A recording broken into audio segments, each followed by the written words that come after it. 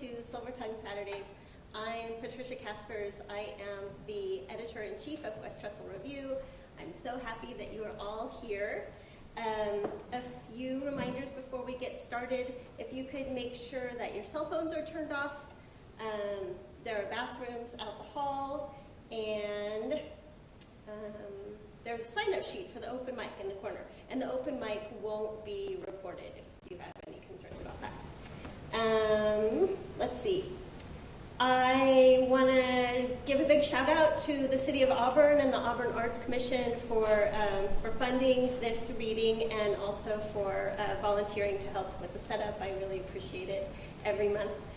And if you are not following us online, please do follow westtresselreview.com, and you can follow us on social media. We are on Facebook and Twitter and Instagram as West Trestle, and YouTube.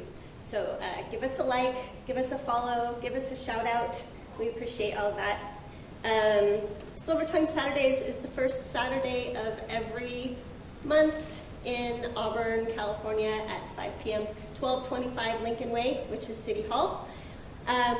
And we're taking a pause for August, so don't come in August because we're having a little break, but hopefully we're going to be back in September, raring to go. And what else do I need to tell you? Right now, our West Trestle Reviews, what am I thinking? May. We're also on a break for the summer. So right now, the current issue is the May and June issue. But if you haven't seen it, it's fantastic. So check that out for sure. I think that is everything I need to tell you. So I am thrilled to introduce Kimberly Kralowec. Is it Kralowec? Okay, good. And Kimberly is from the very beginning days of West Trestle Review. We published her poem back, I think, in 2014 or 2015? 2016, when it was just me running it all by myself. So I'm really grateful that she shared her work with us and that she's come up from the Bay Area to be here. So let me tell you a little bit about her. Kimberly Kralowec is the author of The Saplings Think of Us as Young, Kelson Books 2023, and a chapbook of love poems, We Retreat into the Stillness of Our Own Bones, Tolsun Books 2022. She was a finalist in the 2023 North American Review James Hearst Poetry Contest, the 2022 American Literary Review Poetry Contest, and the 2021 River Styx International Poetry Contest. A lawyer by profession, she lives in San Francisco, and you can find her at annapoetics.com. Help me welcome Kimberly.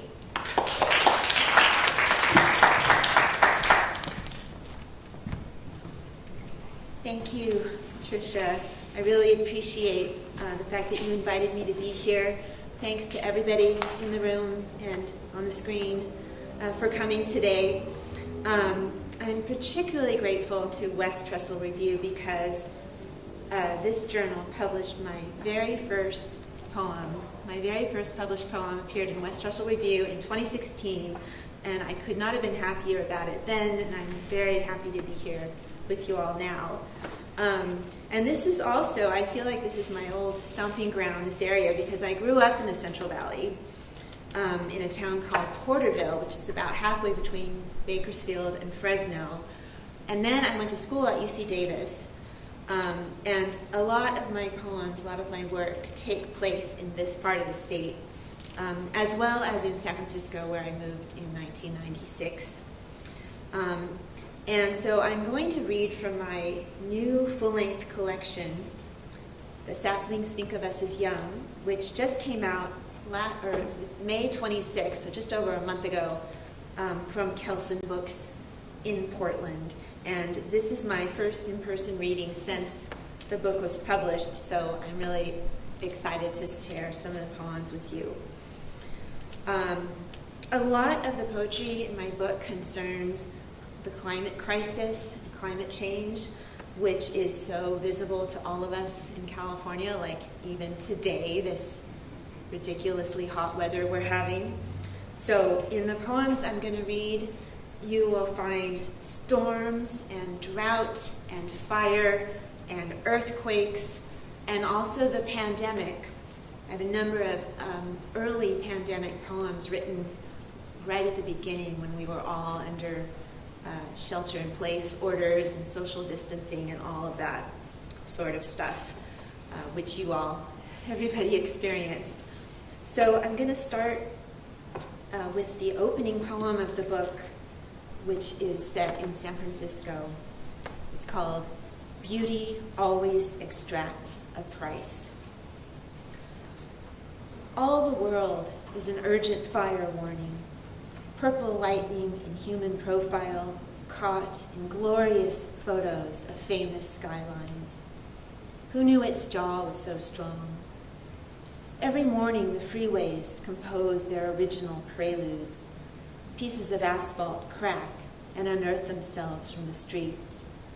The mailbox fills with paper, none of it letters, and I'm close to finding the keyboard my send button sticks to. Let me imagine your lower face in any shape I like. To bring out your eyes, the short, curved beak of owl, thinking it must be night. But today the sun disappears instead of setting. Here is where the veil of day falls around us, its duty ended. Here is where the land turns over.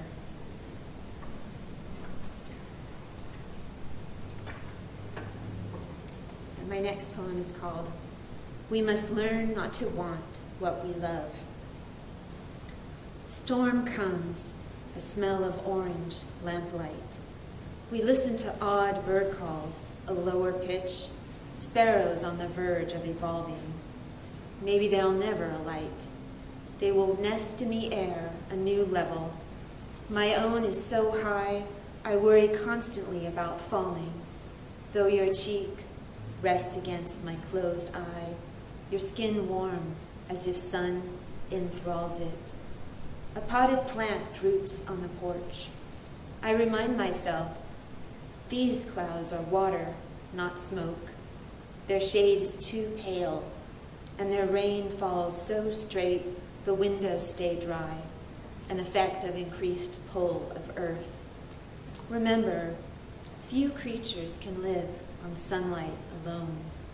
We make nothing, we only unleash it.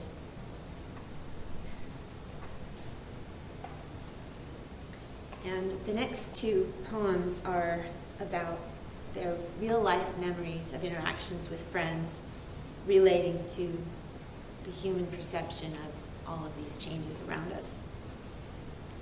This one is called Location Shoot, Night with Crows as Props.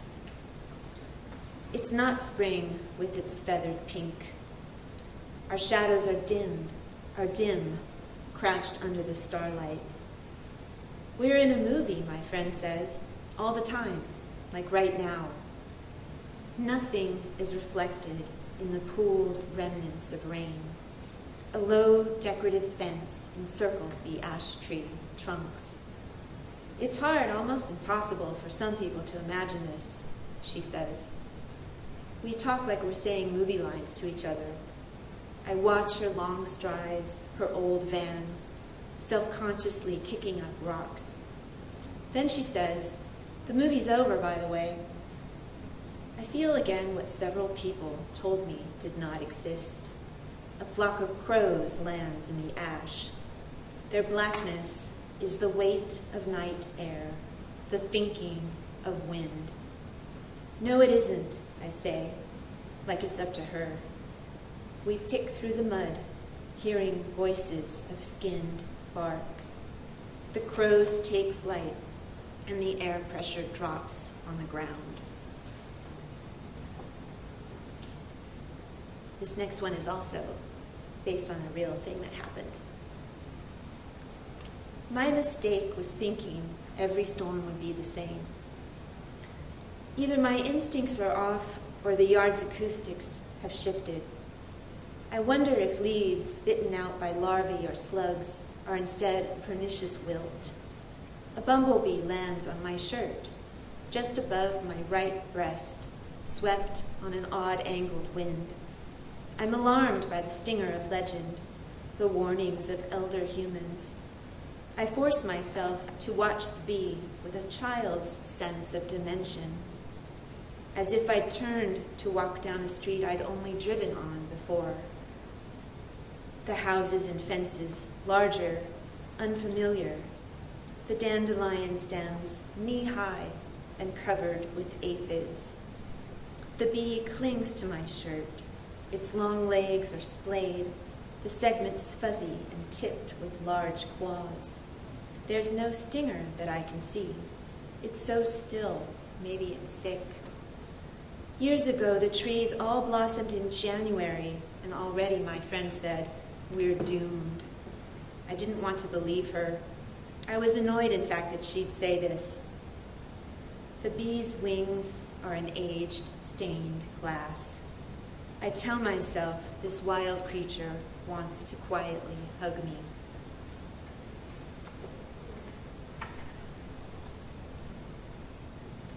And here are a few pandemic poems. This one in particular was written during the shelter-in-place, where you were allowed to go out, walking in nature and parks and so forth, but you were required to social distance, say 6 feet apart. People were required to wear masks. But my husband and I went walking out on Thornton State Beach in Daly City, and they have these bluffs with trails, and you can walk along the trails and watch the ocean. And that day, there were these huge waves, and whenever they crashed, the sunlight was just right so that you could see rainbows in the spray of these huge waves, and it was beautiful. And this poem is based on that experience. High surf advisory and other ignored warnings. Ice plants crowd the bluff, their fingers singed red. Out of the glare, a couple appears, unmasked, a few yards away on our path. Who will veer aside first? We can no more contain our breath than the ocean can stop refracting the sun into its 100 shades. Rainbows on rainbows crest in the 20-foot waves, porous as bones of missing beachcombers. The helicopter hunts for them. Passing so low and close, we see masked, uniformed rescuers dangling out the open doors, scanning the shore and swells. They are soon out of sight. How reckless, I think, to walk that close to the beach on a day like this. But measuring distance by now is a chronic burn. We squint at the veined horizon, aiding the search. You point out where riptides are likely to form. I see shoulders and shins. The waves wear their clown wigs.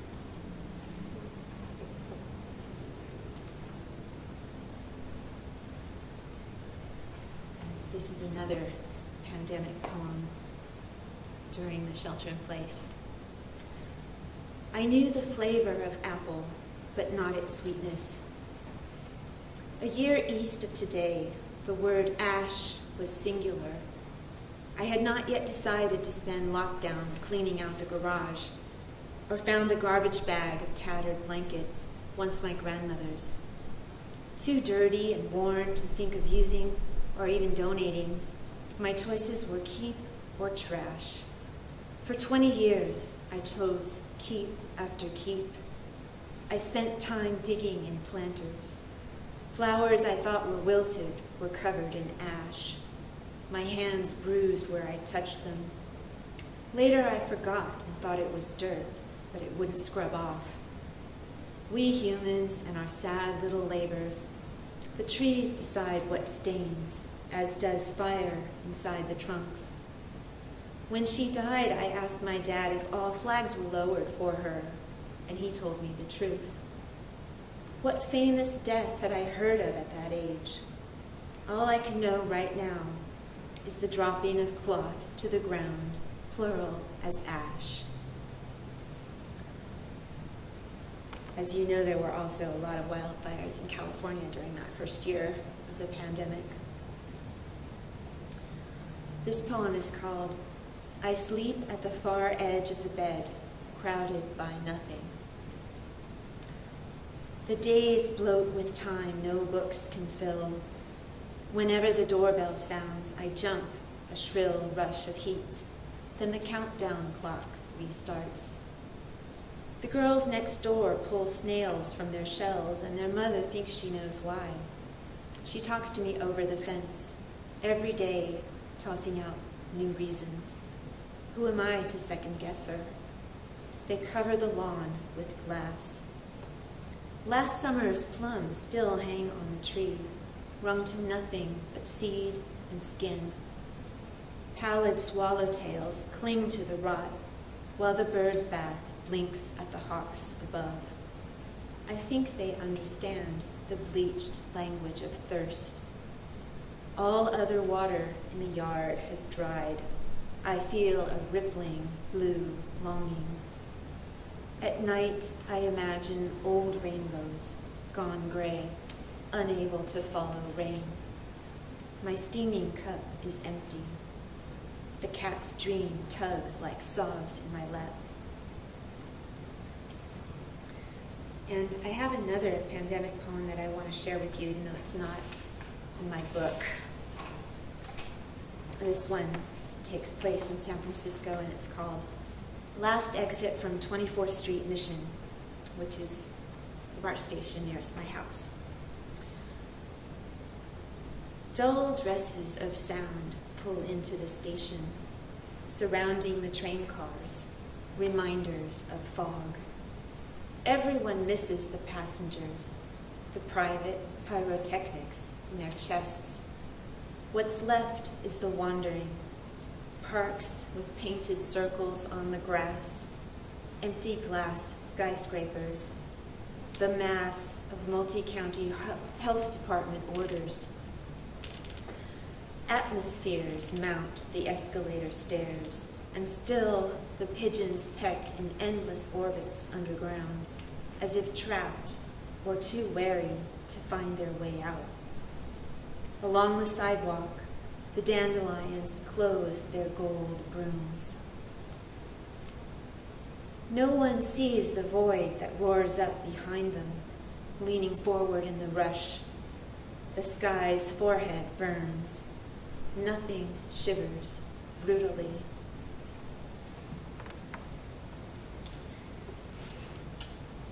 Back to the book. This poem is the poem from which the title comes. The cities have no use for seasons. The children run with starlight that hasn't yet arrived. We are yearless. The day that struts so brightly, minor notes of yellow leaves disorder the shuddering lawn, will be dead by morning. The week has no Sunday, no expression at all, just the tugging effect of sound pulled through glass. The sky is white and out of reach, by day and by night, ever since we turned winter into lamplight. Our choices are spring or summer, oleander or palm. The saplings think of us as young.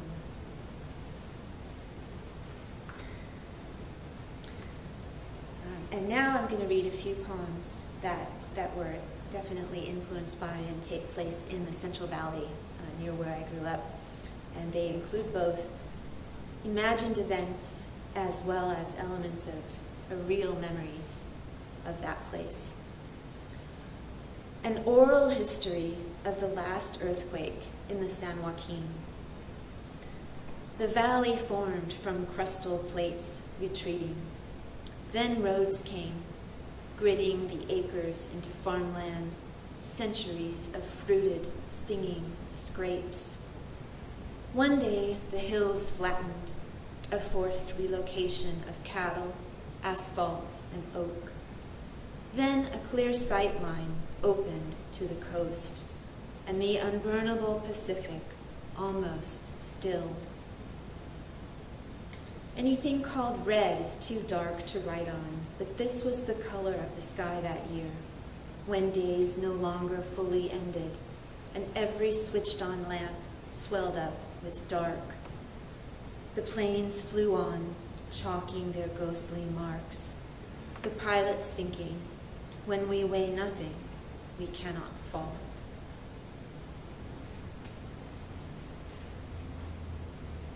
And this poem is about those long country roads in the unincorporated areas between Porterville and Visalia and Tulare County, where I grew up. Visitation near the T-junction.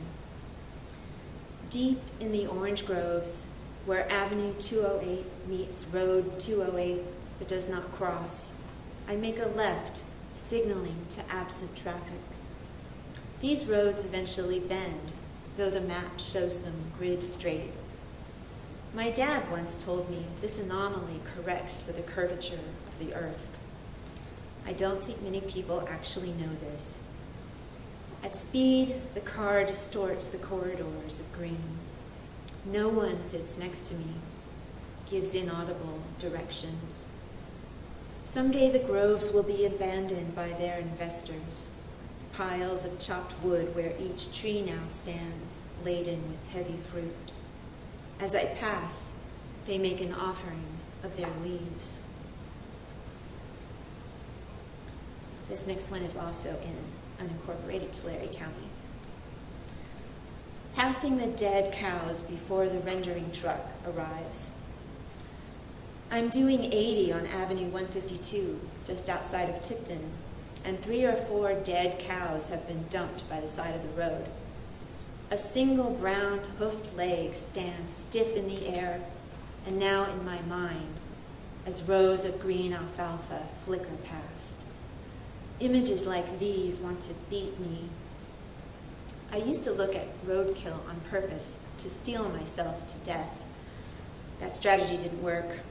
I can still see the pointed gray cat ears. Such a waste, so many cows dead in that bungling dairy. I speed up to 90. I've never seen a cop on this stretch. Velvet grass patches shoot by, and I know they'll be soft to touch. Even in high summer, their water gone. And the plums will be ripe. I will slice up a few when I get home and leave them outside for unknowable birds. I will rip up my childhood blanket, skin-rubbed and redolent, and weave nests for the aphids. I'm not a vegetarian. I drink milk, but for every dead cow, I must slice up or rip.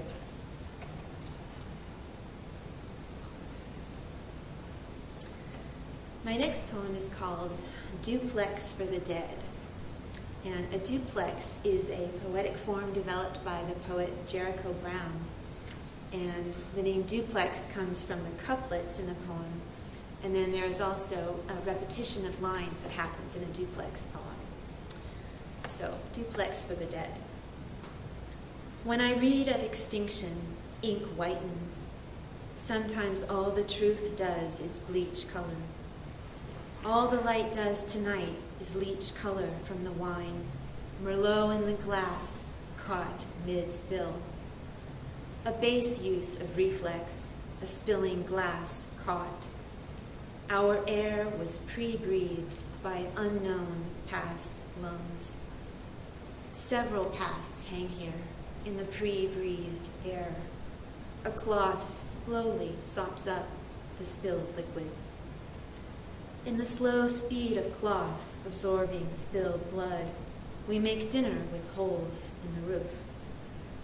We make dinner from air, from holes in the roof. Sunspots turn into blood on the floor. With our deaf eyes, we see blood on the floor and we read of extinction. Sky darkens.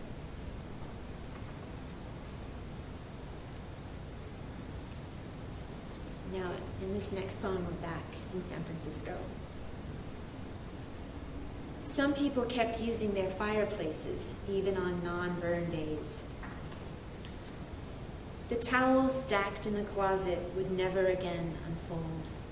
On the final night, I slept the skittish sleep of standing horses, recalling the foreign news of men who met in ruined buildings to plot torture. The cat woke up hissing from her dream. That morning on my way to work, a lift stopped 4 inches short of the thigh of the man in front of me in the crosswalk. He saw and heard nothing at all. The city wasn't built for the yearless. 3 blocks away, a frightened ocean with its king tides stood ready to decide which shores it would crush into beaches. I went home. I turned on the lights. I stacked the towels neatly in the upper closet shelf. Dusk became trapped in the cat's thick fur.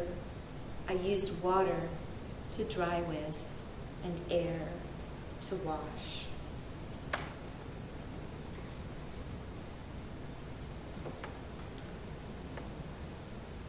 Here's another duplex in the couplet form developed by Jericho Brown. Duplex for certain extinct creatures. Buckthorn seeds sprout only after flames, deadly when sparked and in great numbers. Deadly when spooked or in great numbers, nameless creatures, their fossils never found. Some creatures' fossils will never be found. My gas stove leaks an invisible burn. Burnable gas escapes from the stove like a told secret, no longer buried. Here's a secret, unearthed from the ground.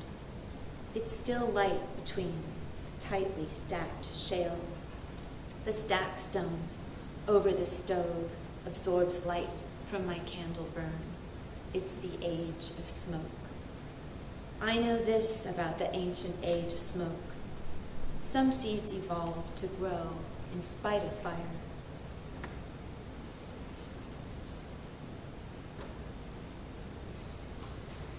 This poem is about a slightly different kind of climate change, and it's dedicated to all the women in the room and all the women who are listening. You'd think it's fever, but the scale is wrong.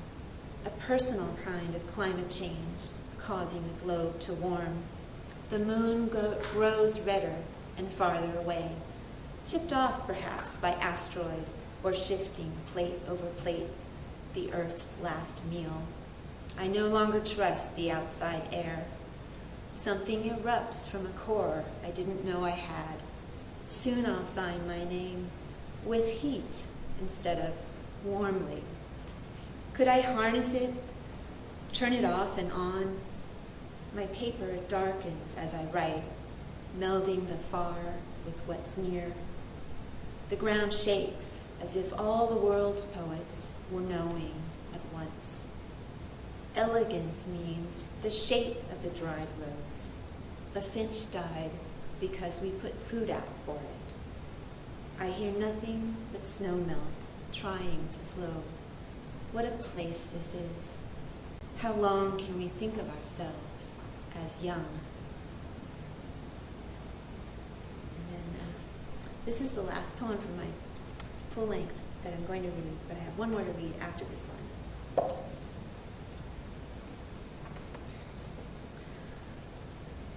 This one is set in San Francisco. The wood planks in the back deck were the size of empty streets. All day the night rested, the black scrubbed off. For years the yard arranged its overgrowth alone. Then a retaining wall poured itself out of the air, and new wood planks grew in from the old fence. You supervised the work. A colony of gulls flew so close to the ground they made us feel small and young as a species. Like children, we needed a few more years to turn over the earth. I dug silently while clouds weaved themselves into my hair, into the cells of my strained eyes.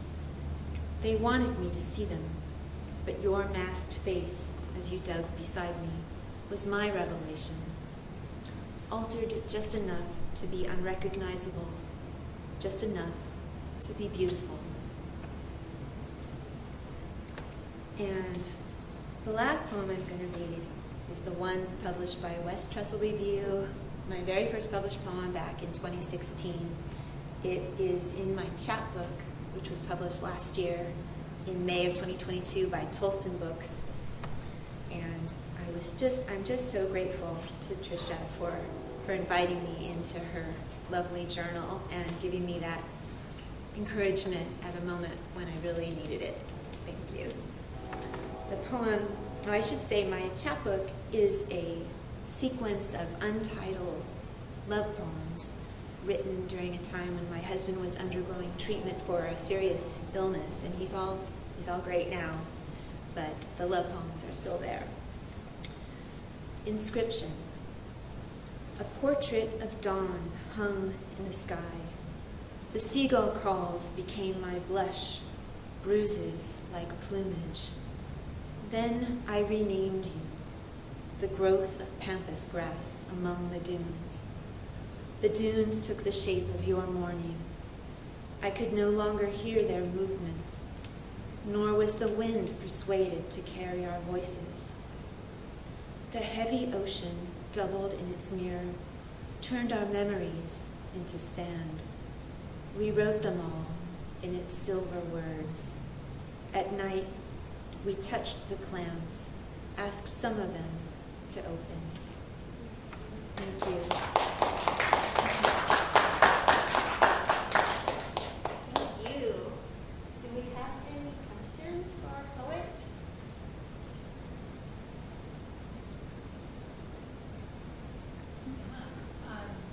Thank you. My question is about your process a little bit and about poetry that I don't know much about poetry writing at all. How do you decide what your audience gets to hear? How do you decide what you let us in on and what you just don't? Thank you. The question was about process and how do I decide what the audience gets to hear or not hear? And I think that question is about tolerance for ambiguity in poetry. Some poetry is more maybe accessible on the surface than other poetry. It's just a matter of style. And I'm reminded of Keats, who talked about negative capability and how you need sometimes in life to just be okay with not knowing. And in my case, I do like to write poetry that has enough mystery, perhaps imprecision, to allow the reader to bring in their own experience and their own feelings. And if the reader doesn't hear exactly what I hear when I read the poem to myself or when I was writing it, I'm okay with that as long as the reader is getting something that they consider valuable or important out of it. So it is a fine balance because you don't want to tip over from mystery into confusion.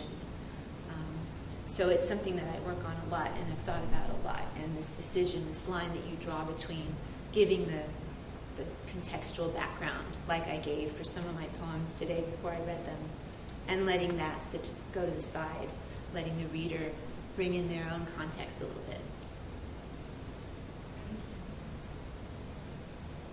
That second to the last poem that you read, can you elaborate a little bit on that?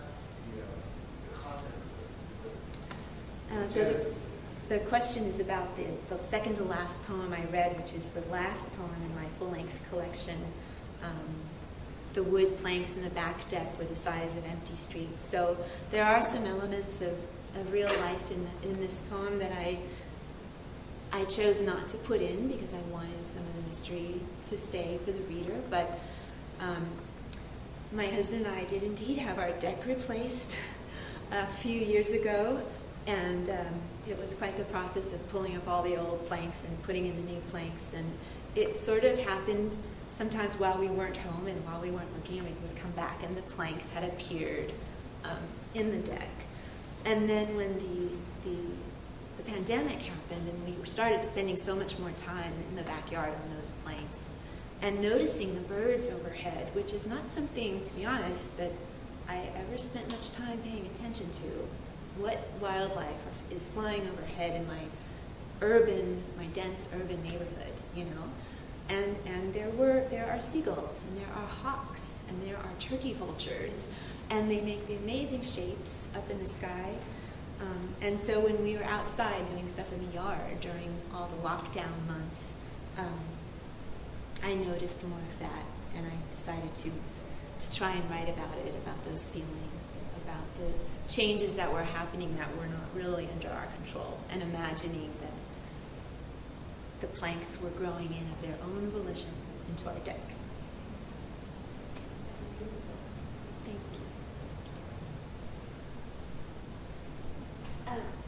What is your cat's name? Oh, well, the cat who woke up hissing from her dream and whose dreams tugged like sobs in my lap, that's my cat, Minnie. She's a Siamese rescue. My husband and I volunteer as cat socializers at the San Francisco SPCA, and she came from the shelter. I don't know how she got there because she's beautiful and she looks like a purebred. But yes, that was my cat, Minnie. We actually have 3 cats.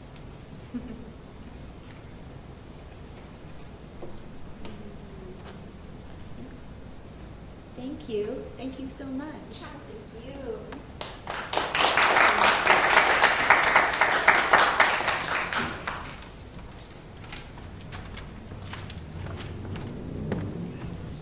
All right, thank you again. If you are out there online listening, we appreciate you being here. Once again, please follow us on Twitter, on Instagram, on Facebook, on YouTube. Give us a like. Share our posts, spread the love. We really appreciate it. And we won't be here in August, but we will be back in the first Saturday of September. So join us then, and thank you.